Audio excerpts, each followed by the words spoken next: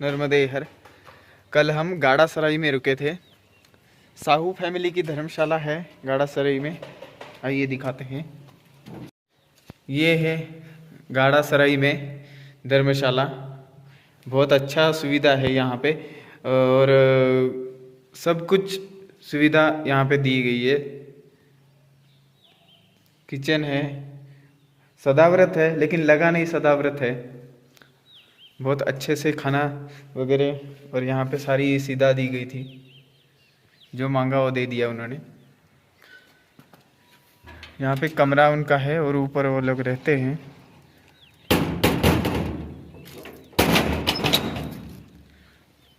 इस side bathroom है और साहू जी से मिलवाते हैं आपको। ठीक है, अच्छा वो गए हैं। ये है गाड़ा सराई गांव, शहर, जो भी आप बोल लीजिए, यहीं पे है।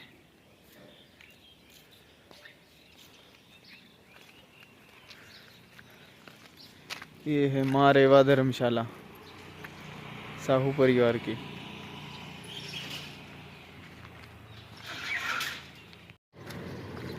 हम एक नदी के ब्रिज से जा रहे हैं। उन्हें बोर्ड लगा हुआ था, देखा नहीं। इस नदी के किनारे बसा हुआ है गाड़ा सराई। बहुत बड़ी नदी है।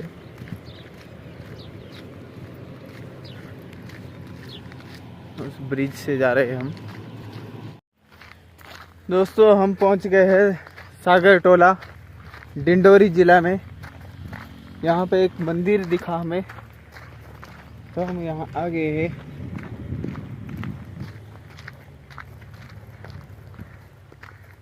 विश्व सिद्ध शक्तिपीठ है विंध्यापुरी।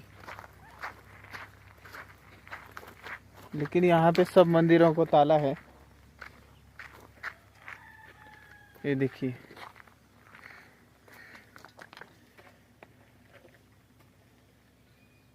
वीरा डिंडोरी सुरसा टोला।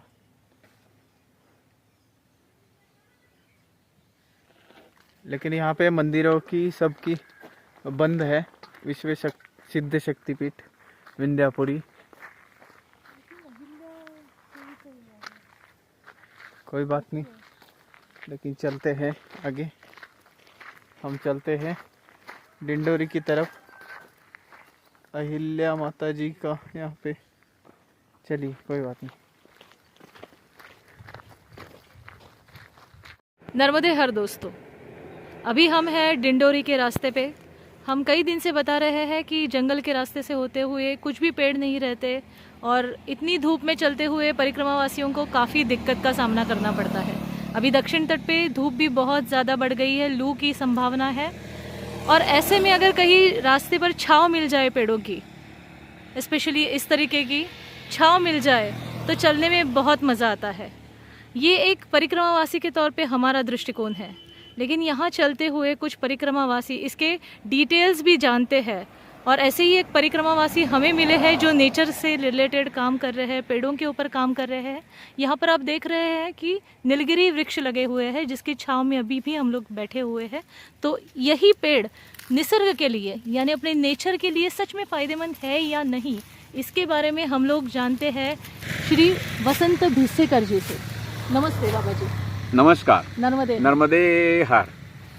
बाबा जी, ये पूछना है कि आपका खुद का एक एनजीओ है जो पेड़ों के लिए काम कर रहा है और आपने इस पेड़ों के बारे में, नेचर के बारे में काफ़ी पढ़ाई की हुई है।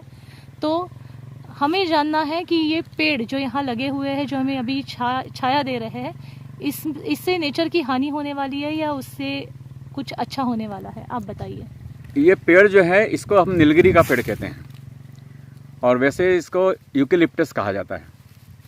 उसका शास्त्रीय नाम मुझे पूरा मालूम नहीं, लेकिन यूकेलिप्टस कहते हैं। नीलगिरी पर्वत पे 19वीं सदी में 1800 में किसी अंग्रेज ने नीलगिरी पर्वत पे ये पेड़ लगाए थे, तब से इसका नाम नीलगिरी पड़ गया है। ओके। सबसे बड़ी बात है कि इसे आम भाषा में पानी चोर भी कहा जाता है। ये जहाँ लगता है वहाँ अगर भूजल की भूगर्भ जल की अगर कहना ये लिमिट जो है अगर नीचे चली गई है, उसका एक मुख्य कारण ये भी होता है, अंडर वाटर टेबल जो है वो कम हो जाता है। वो उसका एक कारण, मुख्य कारण उसका ये भी है, ये पेड़ भी है। और मैं भी जब चल रहा हूँ तो यहाँ पे मैंने देखा कि मैं जब उत्तर तट पे चल रहा था, शाहपुर से लेकर के अमरकंटक तक, और अभी अमरकंटक से मैं जब इस तरफ आया हूँ दक्षिण तट पे, तो यहाँ भी अभी करीब मैं 25-30-50 के आसपास पहुँच रहा हूँ। डिंडोरी के पास अभी यहाँ से 25 किलोमीटर करीब डिंडोरी है। तो यही पेड़ पूरे लगे हुए हैं, खेतों में पेड़ लगाए गए हैं। खेतों में पेड़ इसलिए लगाए गए हैं कि बाकी पेड़ों के यहाँ जो स्थानिक पेड़ नहीं है, किसान लोगों को लकड़ी चाहिए, बल्ली मतलब जो मकान में अपन लगाते हैं ऊपर, उसको बल्ली कहते हैं, या खड़ी रखते हैं उसको बल्ली कहते हैं, जो समझ लीजिए 5 इंच 6 मीटर डायमीटर की रहती है और इसी 20 फुट 40 फुट लंबी रहती है, मकान के निर्माण कार्य के लिए काम आती है। उसके लिए वो लोग इसको लगाते हैं। विडंबना यह है कि उनको ये जानकारी नहीं है कि ये पेड़ क्या है, इससे क्या नुकसान हो रहा है। मेरा अपना दृष्टिकोण यह है कि शायद आप लोगों को मालूम होगा कि संस्कृति, किसी देश को अगर आपको जीतना है या उसका नुकसान करना है तो उसकी संस्कृति तोड़ी जाए, उसकी शिक्षा पद्धति तोड़ी जाए। और अभी ये लोग जो हमारे दुश्मन देश है, जिनको अपना दोस्त मानते हैं, जो भी हैं, एक कदम और आगे बढ़ गए हैं और ये अभी हमारे कुछ सालों से हमारी वनस्पति को भी नष्ट करने के पीछे पड़े हुए हैं। मैं इसको एक षड्यंत्र मानता हूँ। 135 प्रकार के वृक्ष या पौधे कहेंगे, वनस्पतियाँ हमारे देश में लगाई गई हैं जो हमारे वनस्पति को खराब कर रही हैं। ये जो पेड़ है ये उनमें से एक है। ये अच्छा, ये उस समय लाया गया था, उस उद्देश्य से नहीं लाया गया था, जो अंग्रेज ने लाया था उस उद्देश्य शायद नहीं लाया होगा उसने, लेकिन इससे पानी सूख रहा है। यहाँ के सभी किसान परेशान हैं। मैं उनसे पूछता हूँ, भाई ये पेड़ आपने यहाँ लगा के रखे हैं, ये तो अच्छी बात नहीं है। तो कहते हैं हाँ साहब, हमको बहुत नुकसान हो रहा है।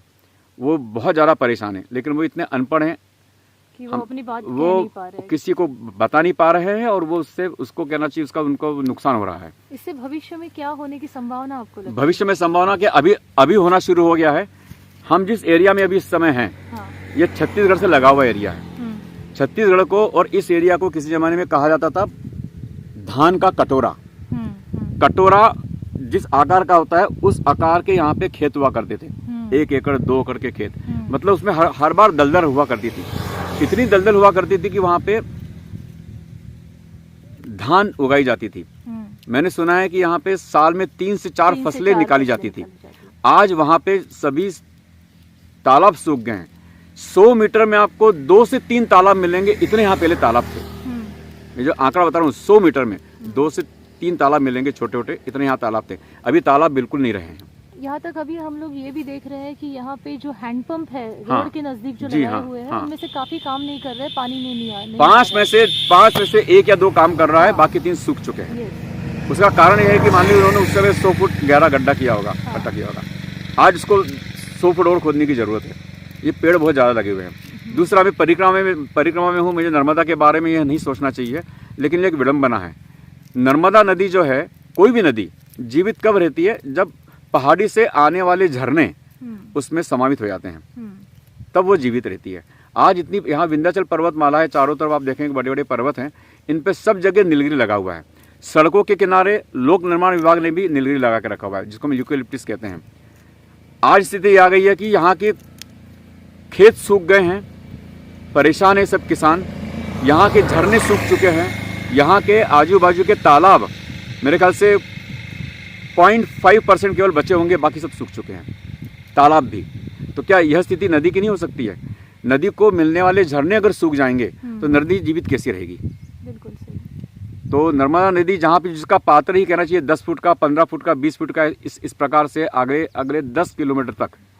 मैं रामकुटी में था उत्तर तट पे, वहाँ पे उसका पात्र केवल 11 फुट का था, उससे भी कम शायद, उससे भी कम था, और गहराई केवल 1.5 से 2 फुट थी।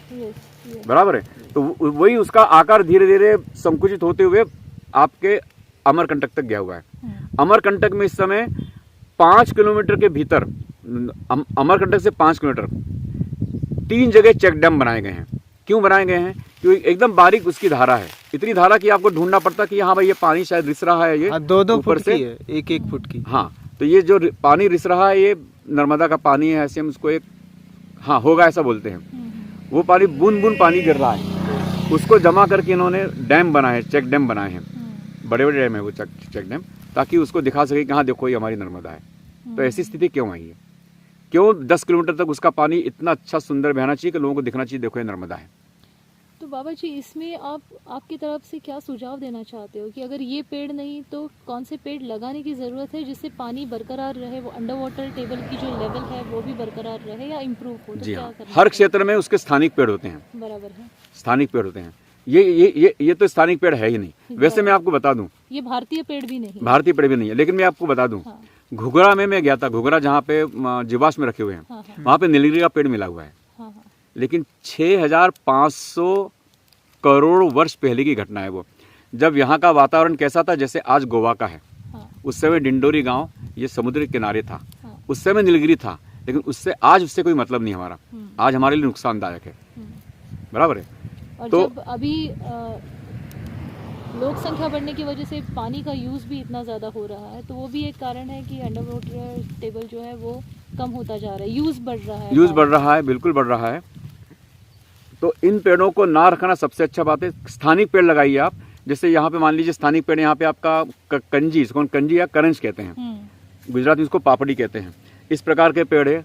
नीम तो इस समय लग जाएगा, यहाँ पे नीम लग सकता है, आंवला लग सकता है, आम लगाए जाएं, जामुन बहुत अच्छा होता है ज़मीन के लिए, जामुन लगाया जाए, सेमर का पेड़ लगाया जाए यहाँ पे, सेमर का पेड़, इस प्रकार क्या जैसे आंवला लगाया जाए। इस प्रकार जो स्थानिक पेड़ है वो जो पानी पकड़ के रखते हैं और जिनको पानी कम लगता है लेकिन वो सदाबहार रहते हैं, सदाबहार रहते हैं, पानी की जिसमें ज़्यादा खर्च होने की गुंजाइश नहीं होती है, ऐसे पेड़ यहाँ लगाए जाए तो। और नहीं तो मैं कोई भविष्यवाणी नहीं कर रहा हूँ, लेकिन आज से कुछ सालों बाद, सैकड़ों साल बाद कीजिए, 50 साल बाद कीजिए, 100 साल के बाद कीजिए, लोग कहेंगे कि देखो ये अमरकंटक है, किसी ज़माने में यहाँ पे नर्मदा यहाँ से शुरू होती थी। ये लोग कहेंगे, ये हो सकता है, क्योंकि जब नदी में उसके कैचमेंट से पानी नहीं आएगा, तो नदी का प्रवाह जहाँ सूख जाएगा, नदी सूखने की संभावना ज़्यादा है। जैसे गंगा का जो मुख है, जहाँ से गंगा बह रही है, जहाँ पे आज गंगा का मुख है इस समय, ये मुख जो है ये पहले से 14 किलोमीटर पीछे निकल गया है हिमालय पर्वत में। आप लोगों ने शायद पढ़ा होगा, आपको जानकारी होगी। गंगोत्री से पीछे निकल, गंगोत्री से पीछे निकल गया, जमुना भी लुप्त होने की जबर में। हाँ। उनके सामने नर्मदा कुछ नहीं है। नर्मदा की लंबाई इतनी बड़ी नहीं है, वो तो 3, 4, 5, 6 स्टेट को घूम के लेके जाती है और बहुत बड़ी बड़ी नदियां हैं। उनके सामने नर्मदा कुछ नहीं। हाँ, नर्मदा बहुत पुरानी है, ये बात मानता हूँ। उसका ऐतिहासिक और पौराणिक महत्व ज्यादा है, महत्व ज्यादा है, लंबाई और ये देखा जाए तो गंगा और यमुना ज्यादा है। तो इसका मैं नष्ट शब्द का उपयोग नहीं करूंगा, माफी चाहता हूँ, लेकिन ये संभावना है, ऐसा आपको लग रहा है। आपकी एनजीओ की तरफ से आप इसके लिए क्या योगदान करना चाहते हो, या क्या आपकी प्लानिंग है इसके आगे, और लोगों को आप क्या संदेश देना चाहते हो इसके जरिए? मैं जो एनजीओ चलाता हूँ उसमें हम लोगों ने पेड़ लगाना बहुत शुरू किया है, लेकिन मैं उससे ज़्यादा एक बात और मानता हूँ कि हम पेड़ लगाएंगे तो हम मान लो 16 ही पेड़ लगाएंगे, लेकिन मैं अगर अधिक से अधिक लोगों का प्रबोधन करूँ, उनको उनसे ज़्यादा पेड़ लगाऊँ, मैं लोगों के गाँव तक जाऊँ, तो वो ज़्यादा अच्छा रहेगा। ये मेरा उद्देश्य है। और अभी लौटने के बाद में मेरे जो सहकारी हैं, करीब 80 लोग हम लोग हैं, तो मैं यही सोच रहा हूँ कि हम निकलेंगे, प्लान बनाएंगे, पूरे महाराष्ट्र में, पूरे मध्य प्रदेश में घूमेंगे। मैं भी जब परिक्रमा कर रहा हूँ, मेरी दृष्टि केवल इसी पेड़ों को ही ढूंढती रहती है, और बहुत नुकसानदायक ये पेड़ लगे हुए हैं, जो नर्मदा के लिए काफ़ी खतरे की निशानी हो सकती है। और ये काफ़ी मात्रा में यहाँ पे लगा है, बहुत ज़्यादा मात्रा में है, जंगल के जंगल है। खास करके विडम्बना ये है कि ये पहाड़ों पे लगे हैं, हाँ। जहाँ से झरने बनकर नदी में आते हैं, वहीं झरना सूख रहा है, तो आगे के लिए जगह ही नहीं बचती। बहुत चिंता की बात है। तो हम इस माध्यम से लोगों तक ये बात आपके थ्रू पहुंचाना चाहते हैं कि आप जब भी नए पेड़ लगाए तो कौन से पेड़ वहाँ लगाने चाहिए, वो स्थानिक जगह को देखकर ही पेड़ की सिलेक्शन कीजिए। हाँ, उसका आपको डाटा मिल जाता है, नगर पालिका में डाटा उसका मिलता है, यहाँ के स्थानिक पेड़ कौन से हैं। उसके बाद में फॉरेस्ट डिपार्टमेंट, वन विभाग है, उनके यहाँ जाएंगे आप, उनको बताएंगे मैं इस जगह का रहने वाला, मुझे यहाँ के स्थानिक पेड़ों की लिस्ट दीजिए जाए, वो देते हैं आपको। उनके पास 100-200 साल पुराना रिकॉर्ड है, और वो स्टडी बेसिस पे है, तो जी हाँ, वो आप लगा सकते हैं। तो ऐसा होने के बावजूद भी ये पेड़ यहाँ पे लगाए गए, इस बात के हमें भी अभी ताज्जुब हो रहा है कि नहीं, जिन्होंने लगाए, जैसे लोक निर्माण विभाग, सड़क बनाने का ये उनका काम है। हाँ सड़क के बाजू में ज़मीन मेरी, मैं पेड़ लगाऊंगा, लेकिन पेड़ कौन सा लगाऊंगा उन्होंने किसी की जानकारी नहीं दी पेड़ों के बारे में। ये सुंदर दिखता है। जबलपुर के लोग कहते हैं, आजू बाजू गांव के लोग कहते हैं, अरे अमरकंटक का रास्ता बहुत सुंदर हो गया, देखो क्या हरियाली, आजू बाजू ऊंचे ऊंचे नीलगिरी के पेड़ है, कितना सुंदर दृश्य है। तो आज के मानव को सुंदर दृश्य देखने के लिए पेड़ लगाने नहीं है, पंछियों के लिए पेड़ लगाने हैं। इसकी पत्तियां देखेंगे आप, ये पत्तियां, ये मैं तो इसको प्लास्टिक की पत्ती कह सकता हूँ। ये कहना चाहिए इसकी खाद बनने में बहुत दिक्कत होती है, नहीं हो पाती है, देखिए बिल्कुल नहीं हो पाता। बाकी पेड़ जो है एक पानी बरसने के बाद में वहाँ पे खाद बन जाती है उसकी पत्तियों की, इसकी नहीं बनती होता है, इसका नहीं होता है। इसका नहीं होता है। ये भी बहुत बड़ा नुकसान है।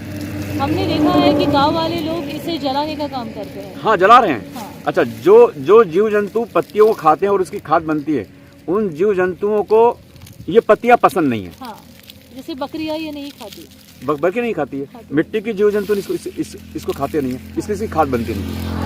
स्थानिक पेड़ जो होते हैं उसकी पत्तियां मिट्टी के जीव जंतु खाते हैं, उनका वो अन्न होता है जो चेनम कहते हैं, उसमें वो उसकी खाद बनती जाती है, इसकी खाद बनती नहीं है। तो ये बहुत नुकसानदायक हमारे लिए। बाबा जी हमें बहुत बहुत शुक्रिया। हमारा भी नज़रिया यही था कि ये छाँव देने वाले पेड़ है और हमें थोड़ी बहुत छाँव और राहत मिल रही है इससे, तो बहुत अच्छा है। लेकिन एक साइंटिफिक दृष्टिकोण आपने हमें दिया है, एक नज़रिया दिया है, जो मुझे लगता है कि हमारे व्यूअर्स के लिए भी बहुत फ़ायदेमंद रहेगा और हर कोई इस बारे में थॉट देगा कि इसके बारे में भी सोचना चाहिए। एक अलग सोच आपने हमें दी है, इसके लिए बहुत बहुत शुक्रिया।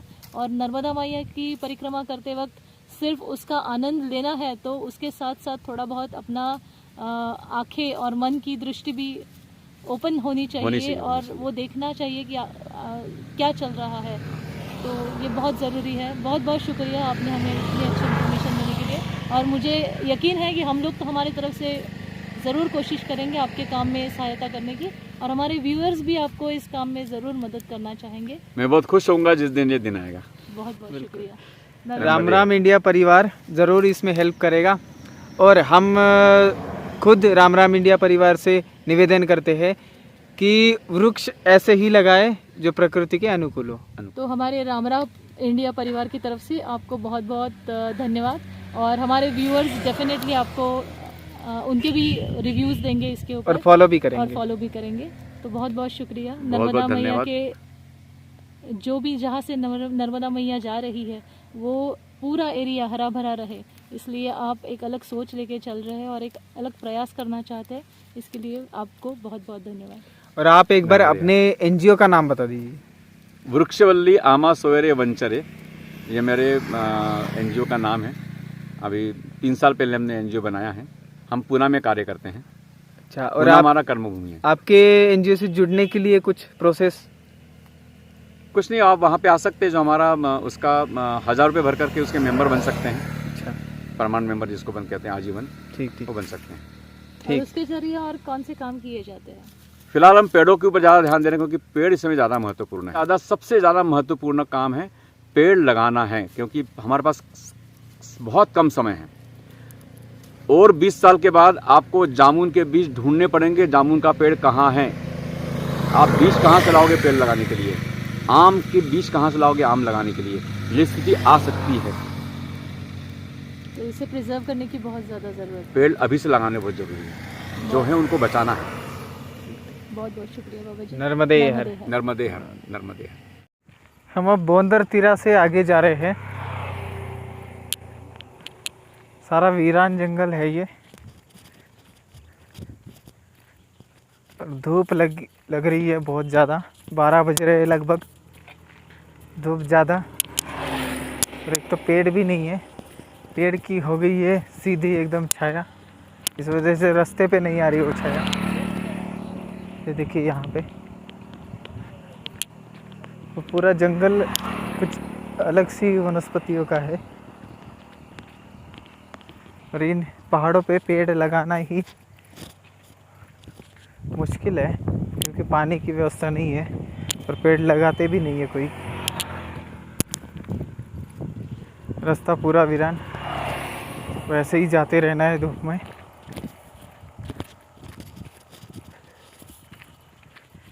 आश्रम अब देखते हैं कहाँ तक है आश्रम।